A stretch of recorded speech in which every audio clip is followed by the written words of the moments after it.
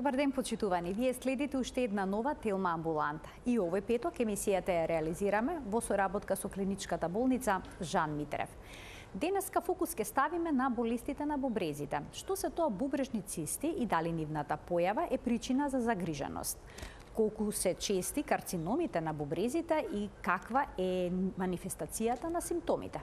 За овие две болести на бубрезите денеска разговараме со доктор Горан Балевски, уролог-хирург во клиничката болница Жан Митрев. Разговорот ќе го проследите по рекламите, а ќе имате можност и вие да се вклучите со ваши прашања во програма. Останете на Телма.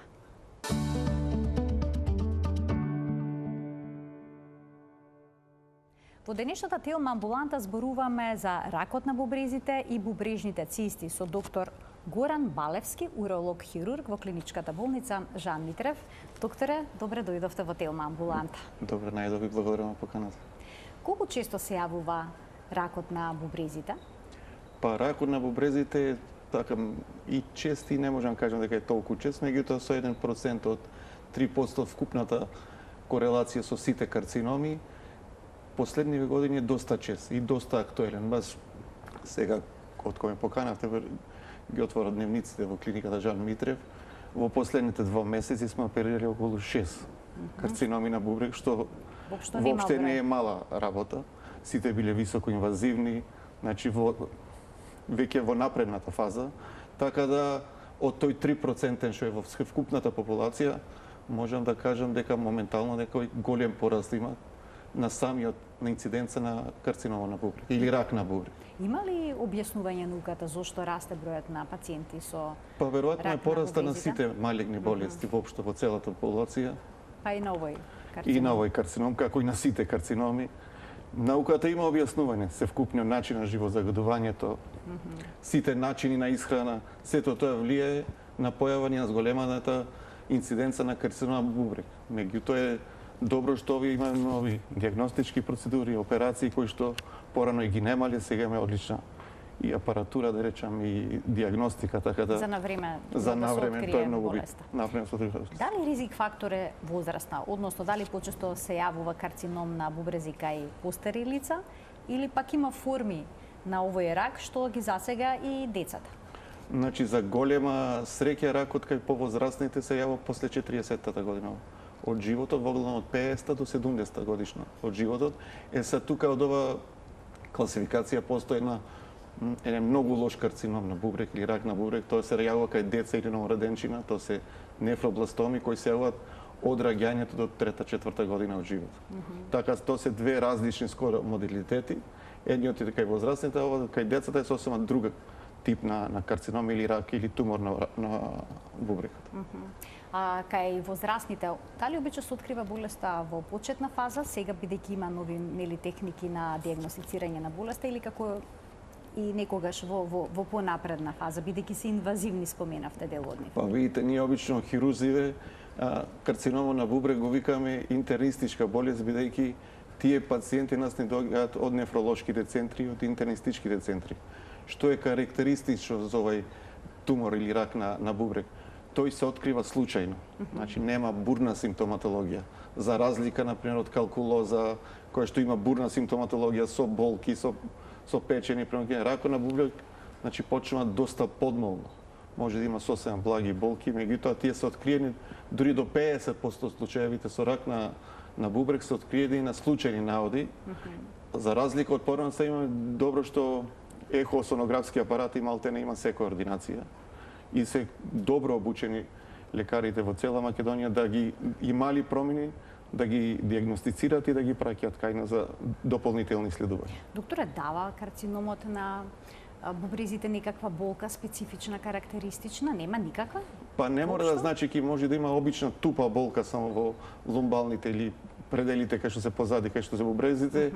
Не специфична. Не специфични да го занемари секој. Како што кажав, за разлика например едно камче да имате во каналот за мокре, може да имате 10 дена неподносливи болки. И секој различно, видите, болката секој различно ја манифестира. Некој може да го боли 2 години, да не се за многу да не го манифестира тоа. Не е тоа на јака болка како што е при камчина или при инфекции, како да е удар со нож. Него е таа тупа болка, нелагодност и како така се јавува на контрола. Или при случај наод, интернистот кога ги моди за хипертензија, за било која друга болест, ќе најде дека има промени на самиот бубрек.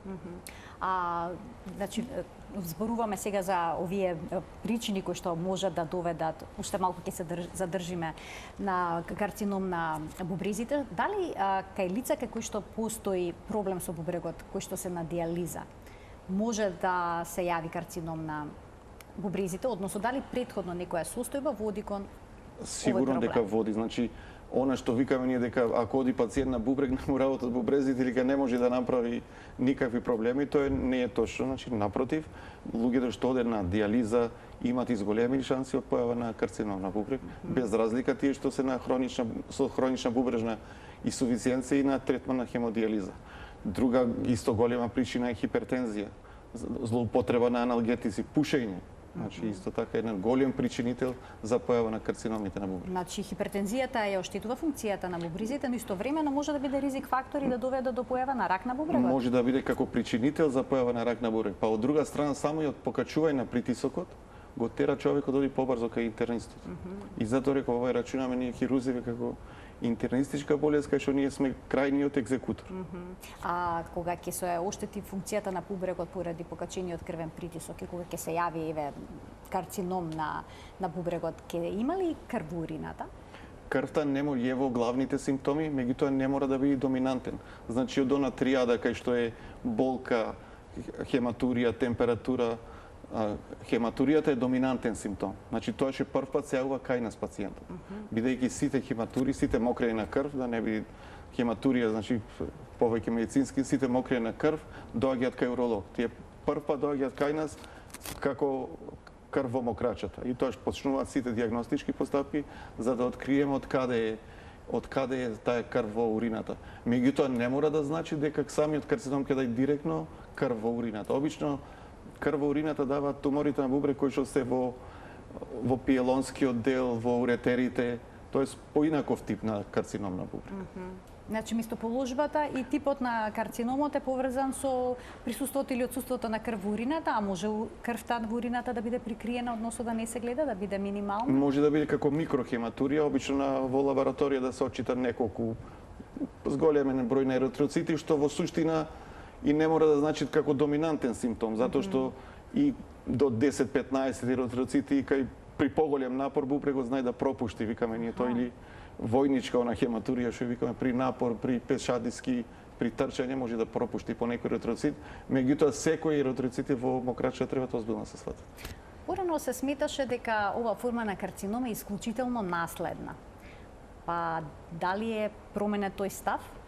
Не е исклучително. Семената историја е важна? Има семена историја многу важна, како моментално за сите карциноми, посебно новите генетски испитувања, е поврзано со наследството, со хромозомски аберации, со наследство кој ги добива, да речем, пациентот од родителите, од фамилијата, така да има поврзаност и то доста голема поврзаност.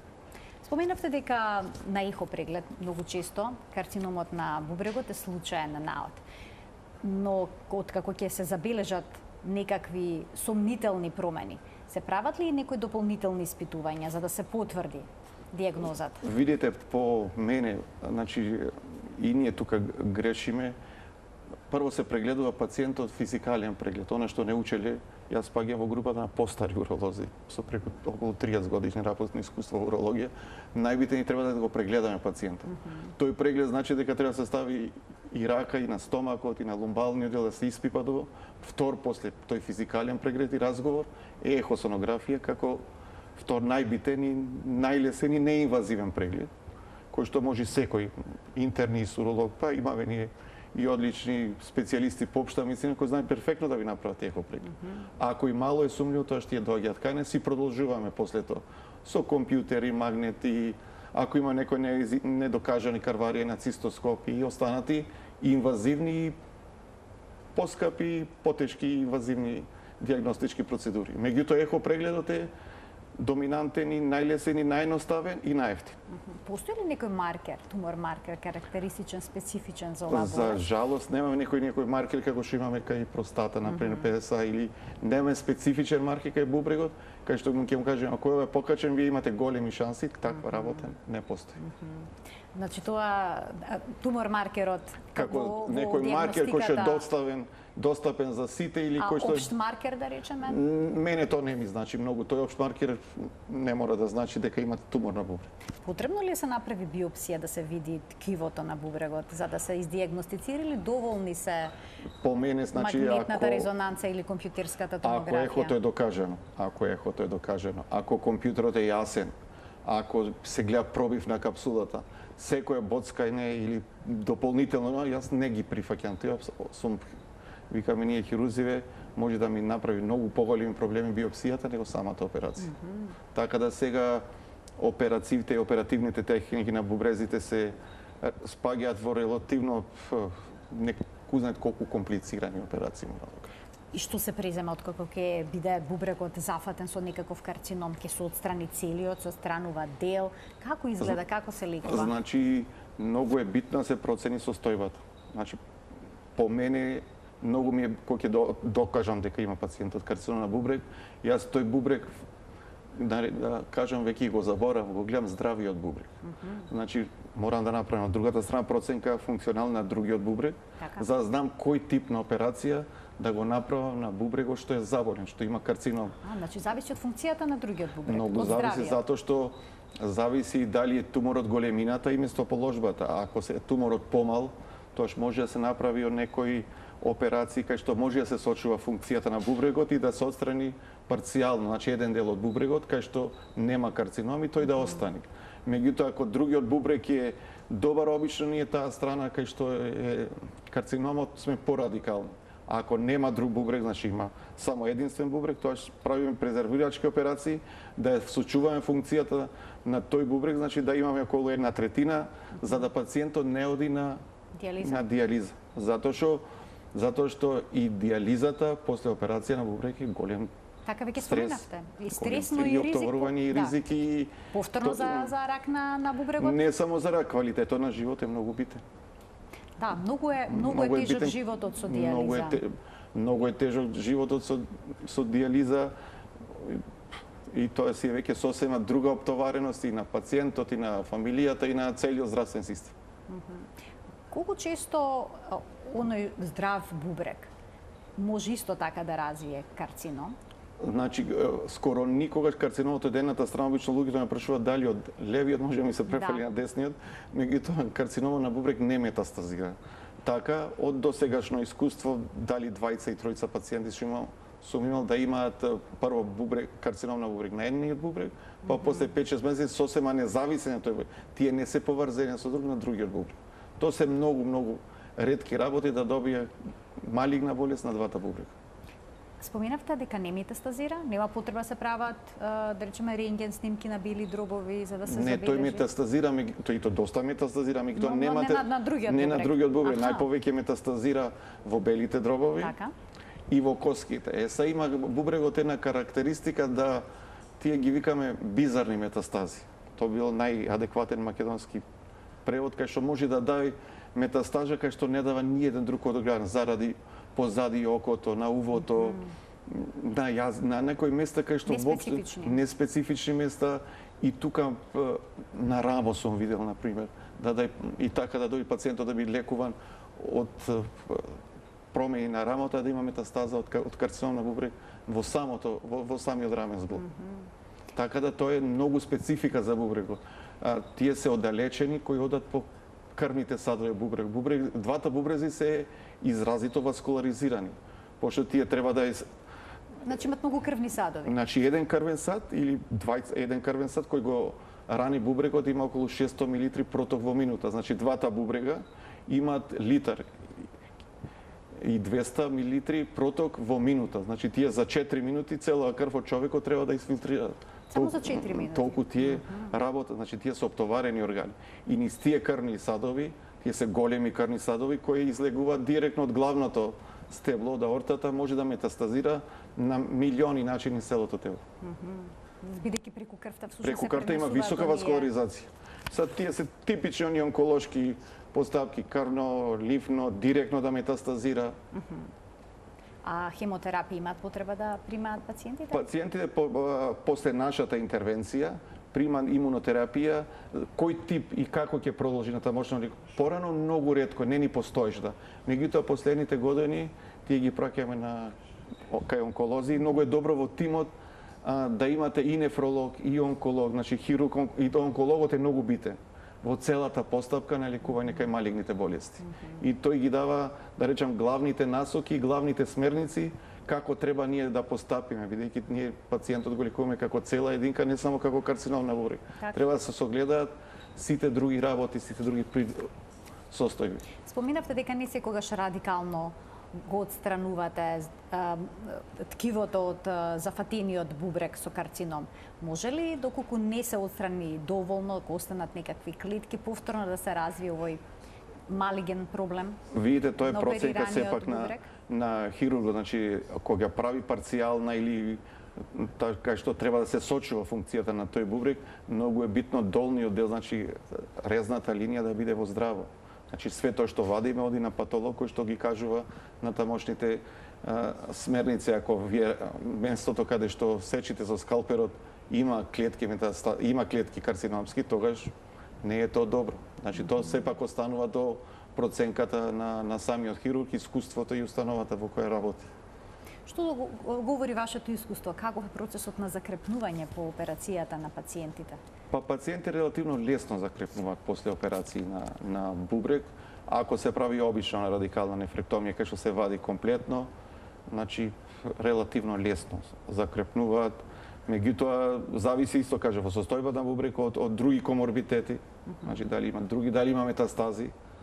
Тоа е веќе цел еден комплексен систем кој што зависат од повеќе фактори, зависи многу од самата анестезиолошка приспрема, централна интензивна нега, како се води пациентот. Значи не секој пациент е кандидат за операција. Нормално дека не е секој пациент кандидат за, ако тој има метастази, ако има милијадници други состојби, тогаш вие може да му помогнете, ама не сте екзекутор. А постои ли некаква превенција? Па со однос на превенцијата да не се јави овој карцином? Па некоја превенција да нормално оние редовни прегледи, иначе превенција може да биде да не се пуши. Пушењето е директен причинител за малигни болести, и то не на клеточниот карцином на бубрек, меѓутоа најповеќе на вториот дел на пиелонскиот или од преодниот епител, кај што сигурно е зголеменоста над 30% кај пушачите. Дури постојат студии кај што на експериментални животни директно е гребени се да речам со никотини во кај скоро од 50 до 60% од тие експериментални животни се прави карцином на самото на тој тип на карцином на бубрек. Значи директна корелација. Директна корелација, значи нема повеќе иако да речеме пушењето поминува с белите роми, меѓутоа таа крв ја филтрира бубрекот. Споменавте дека колку крв всушност поминува целата крв, целата човекот се филтрира преку бубрекот, така да и не исто така белите дробови никотинот и таму. Исто така луѓето кои што работат во нафтена индустрија, на бензински пумпи, кои што работат со тешки метали, со фарбајне, доста често овој карцином на пиелонски се кај луѓе кои што не носат маски во оваа индустрија, што се за фарбање на коли, на зидови и така да тука треба да е превенција и нормално редовни прегледи. Редовни прегледи, тоа е мислејќи најдобра превенција и најдобро диагностицирање, посебно со што ехо преглед може да ви направи само Македонија малцене секоја втора, трета амбуланта. Ќе ги вклучиме доктори гледачите од овој момент во денешната Телма амбуланта. Почитувани, емисијата е контактна. Доктор Горан Балевски, уролог хирург во клиничката болница Жан Митрев е нашиот денешен гостин. Досега зборувавме за ракот на бубрезите, а сега продолжуваме со уште една состојба што е релативно честа, а тоа се цистите на бубрезите. Па докторе, што се тоа цисти на бубрезите и како ти изгледаат? Па циста на бубрек е релативно бенигна проблематика на бубрегот, кој што се исполнети со бистра содржина, тие настануваат, да речем, како резултат на можете она позната причина да знам, меѓутоа се ствараат како резултат на некои механички запушување и после не може да истекува адекватна филтрација и почнува да расти. Цистите може да бидат огромни. Значи може да имате течност натре до литар, 2, да почнат да ја притиснуваат. Во бубрегот има Тие циста се со огромна. значи тие се зависи на која позиција се. Обично може да бидат и надвор од бубрегот. Обично симплекс цистите се припоени на кортикални делови и тие одат надвор од оден конвекситет на бубрегот и ги притискаат органите во околината. Ние мислам дека пред 10 дена опериравме на огромна циста на бубрег, која што претходно беше пунктирана. Значи секоја циста не знаеше дека треба се. Потходно била пунктирана, исполнета со алкохол, не помогнало тој, моравме да ја отвориме, да земеме нормално биопсија, да ги исечиме ивиците и заосошијаме и така да тие се релативно бенигни, релативно лесни операции се. Не можам да ги плашам луѓе дека меѓутоа знаат да направат доста проблеми. Ќе проговориме за сите методи за пунктирање, потоа обработка на цистите, па и операциите, но да им дадеме предност на гледачите и нивните прашања. Добар ден! Веќе имаме двајца гледачи кои што очекуваат да се вклучат во програма, односно во денешната Телма амбуланта. Се надевам дека се слушаме со првиот гледач. Добар ден! Добар ден! Ајде можност да му дадеме на вториот гледач, бидејќи добив знак за 2 вклучувања во програма. Добро. Еве ве слушаме, повелете, во програма сте. На Телма амбуланта. Така, во програма сте, повелете. Вака, се работи за внукот мој. Така. Роден е 3,750 грама. Од почеток не напредуваше многу, па после тоа мислам почна да напредува, меѓутоа еве сега докторката ја слушам, кај машките пенисот ако е мал. Гледам дека јас и кажувам на ќерка ми од каде ти е тоа, па викам спрема брат ти, гледам, викам, многу мал му е, викам, од бебе. И многу касно проде, уште не зборија, веќе има година и 5 месеци, ни мама, ни тата ми вика, и така да не знам дали треба нешто да се преземе, она го носи надзор. Така, добро, ви благодарам за вклучувањето во програма. Имате преди дека докторот не е нефролог-педијатар. Не, меѓутоа покривава точно. Покривате точно и ова, повелете. Да, мислам прашањето е типично така. Типично уролошко, сем сегментот го покриваме делот и од детска, да речеме, урологија. Така. Посебно што со колегава со кој работиме, доктор Јович, двајцата во Жан Митрев клиниката сме бидени ученици на Сава Перович и со него сме работели и во Охрид и во Велес. Огромен број на детски случаи, посебно вака со микропенис, со неспуштени тестиси, така да ја советувам господјата обавезно да го донеси кога сме двајцата во амбуланта. И точно е дека може да има да е помал пенисот. Значи си постојат испитувања кај што треба да се одреди големината спрема возраста, дебелината на детето, постојат и масти, терапија, тестостеронски масти, све тоа си е во склоп на уролошката дејност, така да ја поканувам кога може од понеделник до петок. Значи има решение. И има решение. Посебно добро е што тие не ги кријат тие работи, децата обично ги кријат, значи ја советувам да го донеси обавезно детето, кај што ќе идеме дали тести се спуштени нормално во скротално. Така. Големината на пенисот спрема возраста, дебелината многу е битно исто. Обично кај дете е многу битна дебелината на самото дете, бидејќи самиот пенис ако е детето предебело, го викаме тоа укопан пенис, го влечи самата дебелина. На внатре го влечи. Се имат родителите таков впечаток дека пенисот се намалил бидејќи е вовлечен. И се прави некои тестови испитувања, релативно се безболни, неинвазивни, така да слободно да дојде и мислам дека ќе најдеме 110 на 100 решение, 100% решение. Сигурно ќе најдете решение. Да, сигурно. Имаме многу искуство со деца. Многу, стварно, во болницата кај што доаѓам, преку 300-400 деца со детски аномалии имаме оперирано до сега, уште од времето го видеше Сава Перович. Така, ова е корисна информација да ја знаат сите пред се родители, да ги вклучиме следните гледачи. Добар ден. Добар ден за следниот гледач, повелете во програма сте. Добар ден. Добар ден. Поздрав до докторот и до вас. Благодарам. Се јавувам да прашам, зашто докторот постави прашање дека хипертензијата, високиот притисок ги оштетува бубрезите. Дали нискиот притисок ги оштетува бубрезите? Дали и нискиот, како разбрав? И едно друго прашање, некогаш мокрам многу, а некогаш па ич не мокрам. Дали има нешто тоа врска со бубрезите или... Така, добро, ви благодарам за вклучувањето, повелете, докторе. Има врска, мислам, во правило. Има бубрегот го контролира и притисокот. Значи, ако е притисокот доста помал, бубрегот ќе намали само крајната. Аха. Значи, тоа треба да се дојде да се направат испитувања и од интернистичка природа и од уролошка природа. Така да тоа све е поврзано. Бубрегот има повеќе функции, една од функциите и регулација на крвниот притисок и нормално тој, вие ако имате некој огромно крварење во било кој од телото, бубрегот ќе намали, ќе падне тензијата и тој да речем народски кажем се исклучува, значи прави некоја состојба од бубрежна инсуфициенција кај што престанува да мокри за да хемодинамски изгледа пациентот стабилен. Така да све е поврзано, значи во медицината немате вие само еден орган па се ќе лечиме, него тие се изразито поврзани, затоа кажувам цело време дека потребно е тој мултидисциплинарен пристап е многу битен кај што имате интернист, нефролог, уролог, анестезиолог да се донесе едно адекватно решение за квалитетно лекување. Така, тимски пристап Тимски за пристап квалитетно лекување. Уште еден гледач ке вклучиме. Добар ден. Добар ден за следниот гледач во денешната телма амбуланта.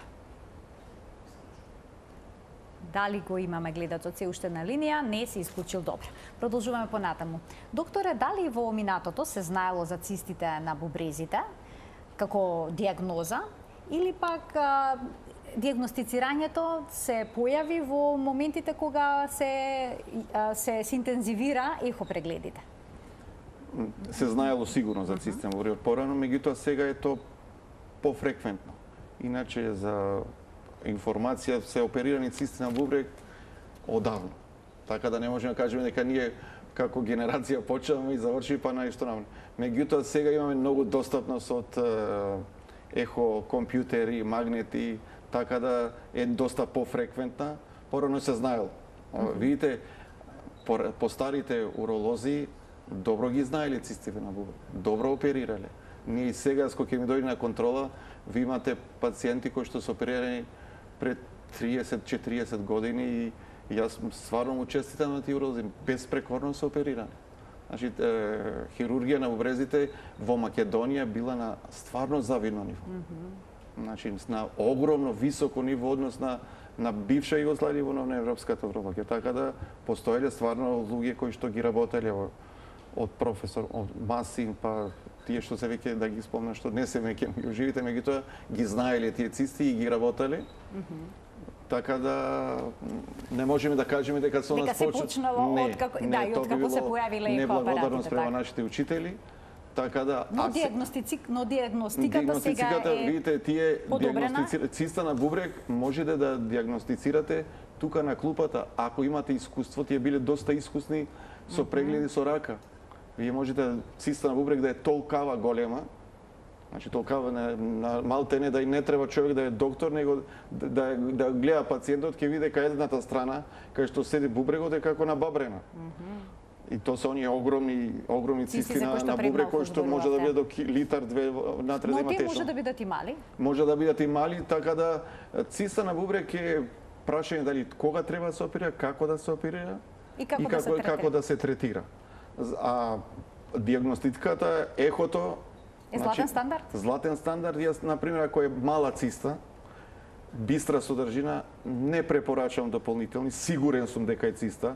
Пациентот кажува дека има години, апсолутно. Значи кај повозрастните лица се буваат, така? Може и кај помалите, и кај помладите, имаме тука една друга ентитет кај што е тој полицистични бубрези, тоа ќе отрниме настрана. Тоа се пациенти со полицистични бубрези кои се наследни заболувања, кои што околу 50% завршуваат на диализа, значи тоа се сосема друг тип на болести. Ова зашто зборуваме овие симплекс цисти, парапиелични, едноставни цисти, кои што со бистра течност споменавте. Со бистра течност не гледам причина да се прават дополнителни иследувања. И изразито сум против ако вас на ехо ви е сигурно дека е таа симплекс циста, дека не прави никакви присуди, дека е релативно мала. Пациентот ви кажува дека носи преку 10 години апсолутно не гледам причина да се прават дополнителни Како што е исследувања. функцијата? Пункција, ни компјутер не му викам дури немаме ни тоа. потреба, ако си сигурен дека во тоа што го гледаш. Сад многу е битно пратење. Што значи колку често? Еднаш во годината сигурно. Еко преглед советувам кај сите, и ако има и мало болки почесто, меѓутоа треба пратење, треба да се види дали расти цистата, колку расти за време на една година, дали содржината во цистата е заматена, бистра, дали има циста во циста, дали има некој натре, други, така да и реков, тоа е може да биде едноставно, меѓутоа може да направи може да биде посложено. Чекат неколку гледачи да се вклучат во програма, да им дадеме можност да постават прашања, да се извинам што почекаа. Добар ден. Добар ден. Повелете. Јас сум на врска. Така, вие сте во програма, одлично ве слушам. Многу фини сте, госпожа Марија, ви и благодарам. имате добар гостин. Секако. Јас сум постар човек, на бубрези се расправам од својата 24-та година, а сега сум 83. Така. Одма после потресот, земјотресот, имав страшни болки и имав камче во некоја незгодна состојба и бев опериран од професорот Даскалов. Од тогаш редовно си одев на контроли по предлог на докторите. Сега имам едно камче во бубрегот од 8 мм кое мирува и за кое не се секираат докторите, Така, никаква терапија не јас добивате. не се секирам. Али повремено. Молим? Така, повремено каков проблем имате? Чувствувате некаква болка? Немам ни болка, Ништо. немам ни болка, ниту крварење, крваво мокрење. Меѓутоа, една болка од левата страна можда се повторува едно 7-8 години повремено. Јас одам барем еднаш годишно на ехо. Ама не пронашле некоја болка, а податкот што го рече докторот од опасност од појава на тумор. Не знам што да превземам. Така, и стравувате да не е всушност некој тумор, од што би можела да биде болката. Ви благодарам за вклучувањето во програма. Докторе, што би советувале? Јас господин? Би советувал, бидејќи добро тој си одел веројатно на редовни прегледи, Така. колегите не насли ништо. Видите калкулоза на таа возраст што е спомна, ако е во каликсниот систем, не прави хидронефроза, не прави Хидронефроза е значи зголемување на бубрегот или оштетување на бубрегот како резултат на застој. Обично пова што кажува тие камчина под земјината тежа застануваат во долниот каликс и како што му рекале дека не е страшно, и јас истото би го рекол, бидејќи и да му направам било која интервенција, сега ги правиме тие ендоскопски, ќе направам повеќе иштетувања со самиот лазер, него тоа камче што ќе му направи целиот свој живот.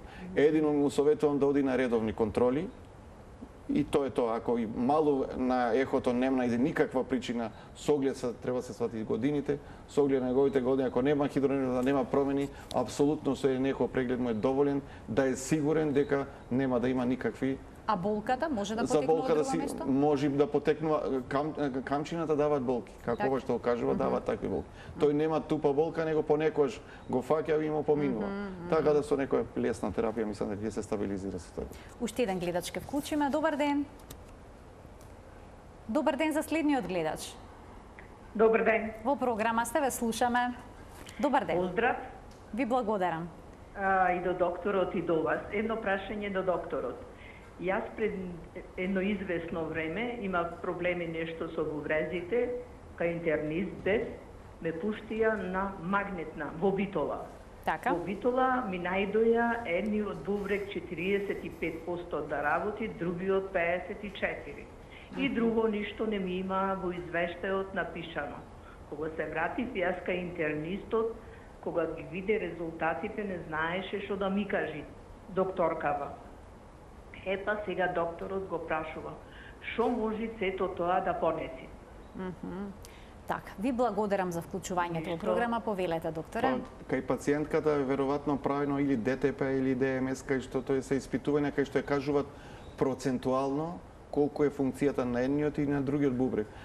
И во една вкупна вредност од 100%, двата бубрека добро работат. Значи едниот 54, другиот, значи тие работат горе-долу задоволително. Тоа испитување што е направено и ние го правиме доста често, за да видиме колку во севкупната бубрежна функција учествува левиот, колку десниот бубрек. Ако нема мака и ако нема болки, самата процентуалност на двата бубрека е одлична. Значи нема потреба од никаква загриженост, доволно е уште еден ехо преглед и со тоа завршува целокупното уролошко иследување. Тие проценти нека не ја плашат, затоа што тие 54 и 44 ако ги соберите, не, тие како вкупна функција на двата бубрека се рачунаат 100%. И едниот учествува со 54, другиот со 44, може едниот да учествува 60% и другиот 40%. Значи тоа е всушност бројката што тоа е функцијата бројката што ја кажува, нека не се загрижува, така да. Всушност има одлично бубрежно здравје. Има одлична бубрежна функција, одлични тие се скенови на бубрек. Тоа е одлично испитување, тоа е скенско испитување, така да сигурна постапка. И советувам само уште едно, меѓутоа чим на бубрезите и работат, воопште да не се плаши. Така. Убаво што ја го појаснивте, да научиме уште нешто ново во денешната емисија. Впрочем, во оваа емисија секогаш гледачите, еве заедно јас со нив, учиме нешто ново за нашето здравје. Докторе, кога станува збор за цистите во бубрезите, доколку се тие поголеми, допираат некаков крвен сад и слично, а се едноставни, треба ли да се третираат? Бидејќи споменавте доколку се едноставни, не советувате. Ако се едноставни и ако не прават дополнителни реперкусии во останатите органи, тоа ќе требаат само контроли. Меѓутоа цистата може да порасти огромна да се направи. Брзо растат цистите? Не мора да значи. Значи некош сме имали пациенти да има цел живот циста од 5 сантима, некој без знае, не да еднаш во 1-2 години да му порасти, така да тоа не зависи ни од пациентот, нити некој има студии зошто таа циста која 15 години седела, па најнаш почнала да расти. Она што нас како хирузи, да речем, не интересира е колку прави таа обструкција на изводните канали од бубрегот, на уретерот, колку прави издолжување на артеријата на бубрегот, колку качува притисок или дали прави компресија спрема сите останати органи. Значи, начините на операција се ова што кажав со аспирација, второто е да се направи или лапароскопска или класична цистектомија, односно да се извади само цистата, бубрегот си останува, сигурно не се вади и нормално се зема две постапки, има првата постапка се зема содржината од самата циста во шприц се полница цитолошка анализа и нормално и виците од цистата до самиот ткиво од бубрегот оде на хистопатолошка анализа за потврда на дијагнозата. Доколку се извади со пункција содржината на цистата и потоа направи со алкохолна склерозација. Така склерозација се нарекува тоа. Така наредски кенем. Добро. Постои ли шанса повторно да се создаде доста да рецидивира? Јас доста во мојава кариера скоро околу 90%, пошто тие пациенти ни доаѓаат од веќе пунктирани и покушана таква, голем процент они повторно се ова, така да хирушката метода и лапароскопска и класична сепак е доминантна, подобри резултати. Ке вклучиме гледач, добар ден за него. Добар ден за следниот гледач во денешната Телма амбуланта. Добар ден. Добар ден, ве слушаме, повелете. Имам циста на левиот бубрек. Така. Годишно ми расте 7 милиметра. Дали ме слушате? Така, имате циста која што годишно расте 1 милиметар. За сега колкави се димензиите на цистата? Дали знаете? Колкава е цистата? Дали знаете? Не можам да ви кажам, знаем, само не можам да ви кажам колку е голема. Јас беше неколку години, можда 5-6 години, редовно кај Жан Митрев во Струмица, беше редовно кај доктор. Така, редовни прегледи правите, контроли? Постојано ми кажуваше, па и на други места одам вака, на ЕКО, и Претпоставам прашањето ви е дали растот од 1 милиметар е загрижувачки и што да се преземе понатаму. Така? Предпоставам викам прашањето ви е дали растот од 1 милиметар е нешто што треба да загрижи и што да се преземе со вашата циста. Така, ви благодарам за вклучувањето в програма, повелете доктора. Не гледам дека ова нешто загрижувачки, тој 1 милиметар зависи и во која позиција и какви се мерките на самата на самиот ехо, само ако доаѓал пациентот редовно, апсолутно нема потреба да загрижување, така да ехосонографистот или интернистот сигурно би го пратил ако и мало му е нешто сумливо или би направил дополнителни исследувања. Тој 1 милиметар во суштина не значи нешто страшно. Значи сето тоа може со години да се следи и да нема никаков проблем. Се не знам колку точно години го треба со години да се следи, меѓутоа тој не кажува дека има некои појаки болки, само следење еднаш годишно. И тоа е тоа. Другото не гледам причина дека нешто треба дополнително се прави. Дали цистите се обичаат асимптоматски или пак даваат тегоби, доколку не се големи? Симптоми може да дадат тупа болка, понекогаш може да прсне, да дава побурна болка, ретко даваат мокрење во крв, меѓутоа знаат да направат притисок на самиот изводен канал од убрегот, на уретерите, на пиелонот и да дадат делумна обструкција и тога се болките и симптомите побурни и тоа што обично тоа доаѓа кај нас. Доктора, може да откажат бубрезите доколку цистите почнат нагло да растат, еве со години биле мирни? Ако е симплекс не. Ако е симплекс на циста не, а тој друг кои се тие другите? Другите се тие се полицистични бубрези. Тоа се група од цисти, како гроздови? Тоа се група како гроздови, тоа се наследни заболувања, имаат во фамилијата, дали се тоа кај возрастни, дали кај деца, и тие во главно имаат полоша прогноза, 50%.